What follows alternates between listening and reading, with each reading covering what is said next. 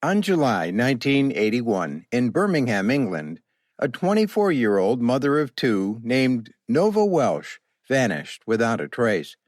Nobody discovered what had happened to her until her decomposing body was discovered inside a storage cabinet in her own house 3 weeks later. The detectives started an inquiry, but it would take them 36 years to achieve a breakthrough, while the inexperienced killer was still standing right in front of them. So, who was this person? How did they come to kill Nova? And why? Hello, and welcome back to Cold Case Diaries. If you're new here, please consider subscribing, as it helps us motivate to create more intriguing content for you. Today, our investigation will take us to Birmingham, an English metropolis on the West Midlands metropolitan area with a population of more than 1 million. In the United Kingdom, it's the second largest city. Another name for it is the City of 1,000 Trades, because it was the first manufacturing town in the world. Birmingham is highly recognized for its heritage in the food and culinary industries, legendary rock music, and vibrant nightlife, in addition to its manufacturing background. Nova was not the only kid. She had a younger sister named Valerie. Nova was born in Jamaica in 1957. Everyone in the neighborhood adored Nova, as she grew up to be a carefree and joyful child. When Nova was 10 years old, her mother, Lorna Welsh, made the decision to emigrate to the UK in quest of better opportunities. According to newbie best friend Lorna Edmond, Nova was a nice person who was always joyful and smiling. It was a challenging choice because it meant leaving behind the people and surroundings she had grown to love. She was nevertheless adamant about leaving the nation because she wanted to provide her daughters with the best possible life. Shortly after making the choice, Lorna and her girls left for the UK to start over. From what they were accustomed to, life in the UK was considerably different. The family, however, eventually made adjustments and adapted well to their new surroundings. When Nova was about 16 years old, Osmond Bell, a little kid who was likewise her age at the time, was someone she met and fell in love with. They both started dating each other. Maybe love was all that blinded Nova, or maybe she just wanted to be independent. But a few months later, she let her mother know that she and Osmond had made the decision to start living together and that she intended to leave home. Although it's unclear whether Lorna approved this choice or not, Nova eventually moved in with Osmond, and 2 years later, the couple welcomed their first child. They called him Jonathan, and it was a boy. They had a second son who they named Lehi 4 years later. Nova was a loving mother to her kids, and she cared for them deeply so that they could support themselves and their offspring. The pair chose separate occupations. Nova had a part-time cleaning job, Osmond was a builder, and everything appeared to be moving along fairly smoothly. But regrettably, nothing would remain the same. The bond between Nova and Osmond eventually started to fray. The initial chemistry between them that had been present gradually vanished. As a result, the couple started fighting more frequently. Their flat was located in the Ladywood neighborhood, and neighbors frequently heard the pair's loud disputes. Occasionally, their arguments turned violent, and Osmond punched her, leaving bruises on her body. With each day that passes, Nova's relationship grew more and more miserable, as she confided in Valerie, her younger sister, as well as a few close friends, about what she was going through. She ultimately convinced us to give love a second chance with someone else. She admitted her disinterest in her relationship with Osmond. Osmond, despite her successful ending, was not prepared to let her go. Wayne Newby was a man Nova met in May 1981, and the two eventually started dating. As their relationship developed, Wayne occasionally paid her a visit at her house. Osmond found this upsetting, and it gave him more justification to argue with Nova. Sister Sonia paid her a visit in June 1981 while staying in Nova Steps. Sonia saw one of their arguments during this time and saw how vicious it could turn. On that specific day, Sonia heard a scream coming from the kitchen while she was in the living room. She immediately hurried to the kitchen to find out what was wrong, because the voice was clearly that of a novice. What she noticed terrified her. Osmond was standing over Nova as she lay on the ground, his hands wrapped in a dish towel.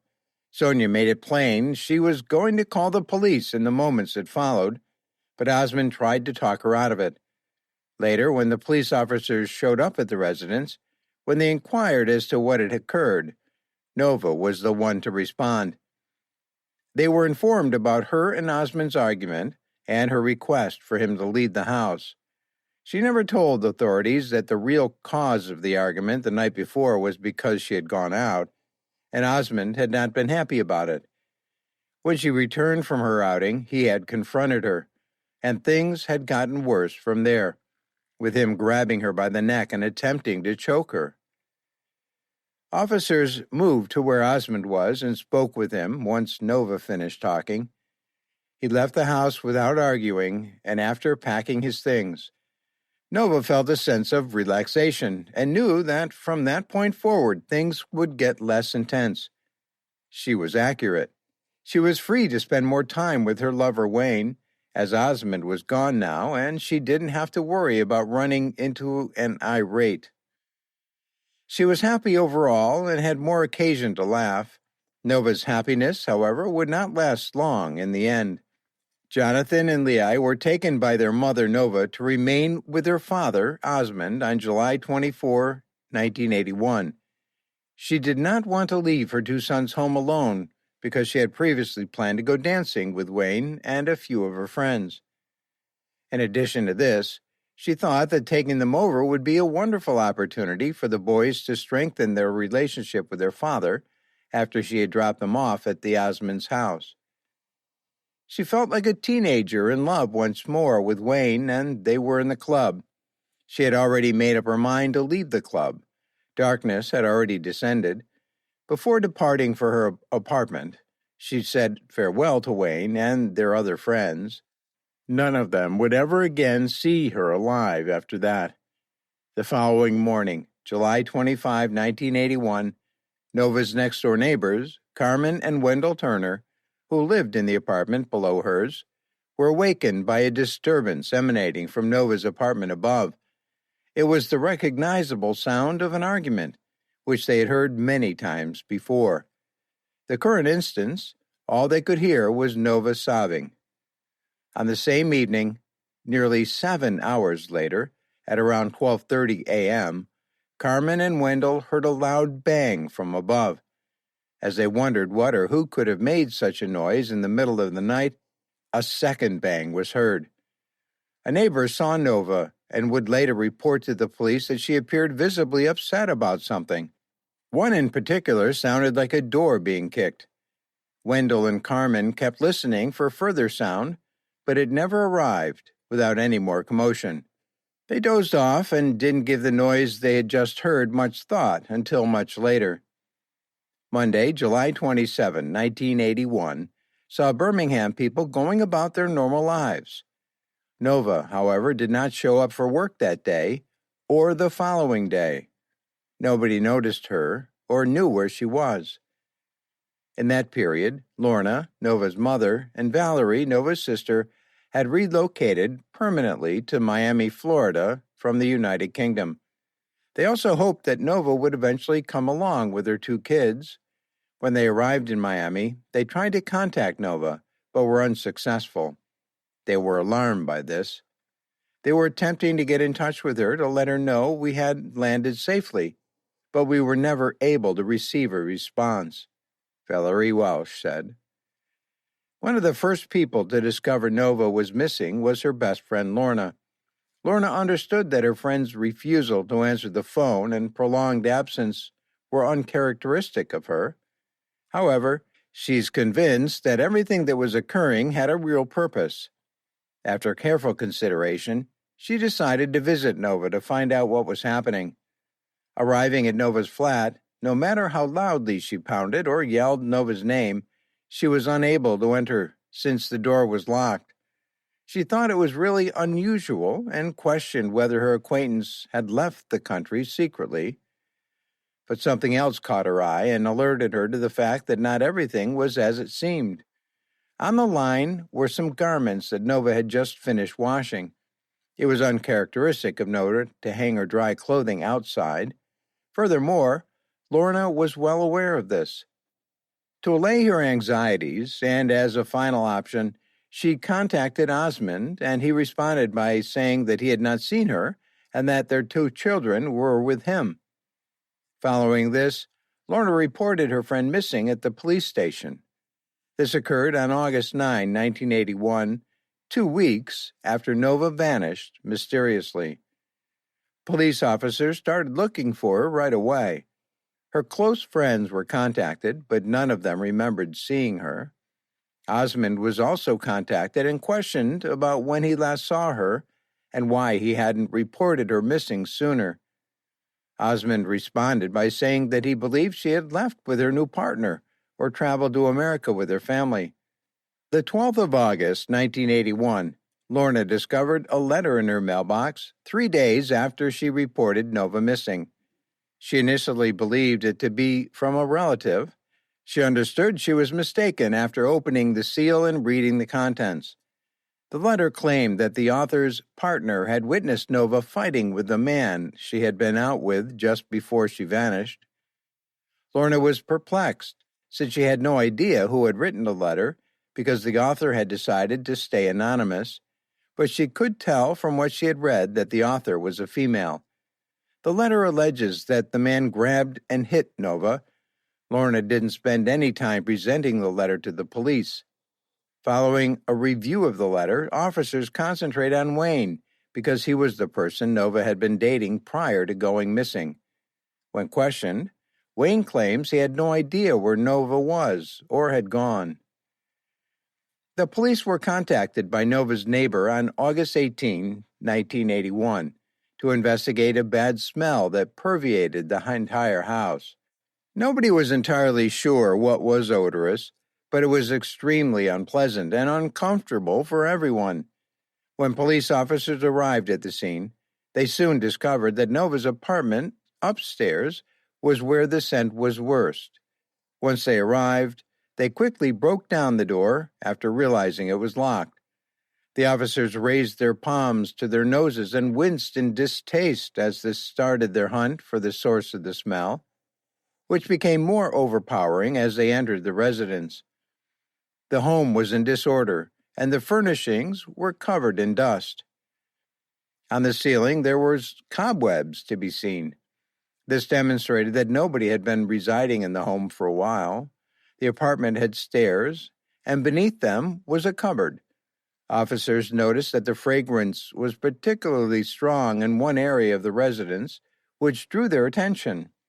Strangely, the moment the officers unlocked it, a chewing gum stick had been used to secure the lock on the cupboard door, which appeared to be broken. They discovered the woman's rotting body that they had been hunting for. She was wrapped in a blanket and some papers and wore a nightgown. The cops found it difficult to conceal their horror at the sight. All along, Nova had been rotting in her own home whilst everyone in the world was looking. Nova's body was removed from the scene and taken away for an autopsy after an ambulance was called. The police gathered and kept the gum that was discovered on the cabinet door as evidence. The news of Nova's passing quickly spread like wildfire throughout the neighborhood. Additionally, her family in Miami was contacted and made aware of what had occurred. They cried for days because they were devastated. According to the results of the autopsy that was performed on her body, Nova had died as a result of pressure on the neck. Detectives started an inquiry right away to find out how Nova had died. The detectives put Osmond at the top of their list of suspects because they thought he was suspicious. He was therefore detained. During the 4 days he was detained, he was subjected to a series of interrogations, but the investigators were unable to extract any useful information from him. He was also asked if he knew anything about the enigmatic messages that Lorna had received. He admitted to them that he was unaware of the letter.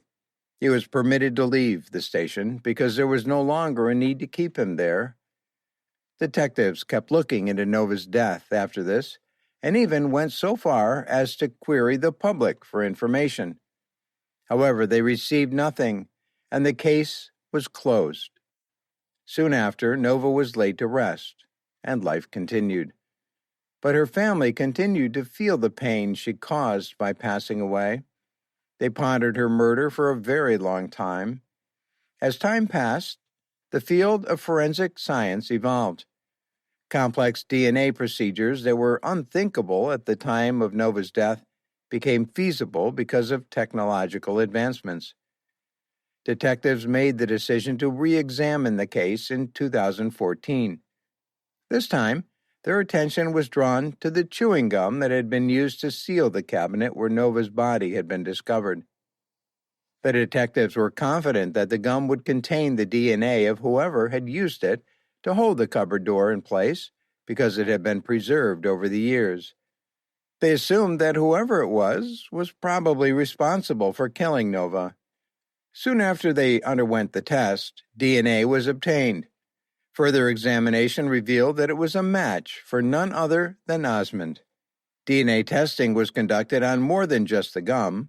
Also submitted to the lab for analysis was the letter's seal, which Luna had received back in 1981.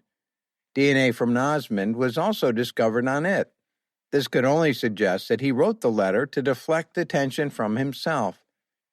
With this strong evidence, detectives knew that they had captured Osmond at last. He was quickly taken into custody and charged with taking his Nora during further questioning after the arrest. Osmond insisted on his innocence and even provided explanations for why his DNA might be found on the gum and letter seal. He claimed that long before Nova had passed away, he had operated a laundry service in the past and periodically utilized the cabinet where Nova's body was discovered. He had used the gum to retain the broken cupboard lock in position. When he was being questioned for the murder in 1981, he claimed to have come into contact with it. What I do remember is being left in a room with a letter and envelope on the table for several minutes. I remember thinking at the time, perhaps I'm being observed, and they only came back after I took the letter up and had a look at it.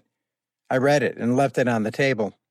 Since Osmond insisted time and time again that he had nothing to do with Nova's death and his DNA had not appeared on the letter, the case eventually went to trial. Osmond explained how this happened. He was found not guilty of murder after a 6-week trial because there was no proof of the crime was premeditated. He was nonetheless found guilty of manslaughter and given a 12-year prison term. The judgment was delivered on March 22, 2017. Family members of Nova were pleased with the trial's verdict. After 36 arduous years, Nova can finally rest in peace. The family can now find solace in the knowledge that the individual who took the life was punished. Osmond's actions were pardoned by the family, according to Nova's sister Valerie and mother Lorna. We forgive him, but he must still make amends for his actions. Valerie, Nova's best friend, who also expressed relief that her killer had been apprehended, claimed that he had never acknowledged doing so. Despite the sadness of Nova's case, she was never able to watch her children become adults. There is some solace in the fact that her killer was finally found guilty. But why, given that all evidence pointed to Osmond as the murderer, did he still refuse to take responsibility for his actions? Please share your opinions with us in the comment section. Thank you for watching us.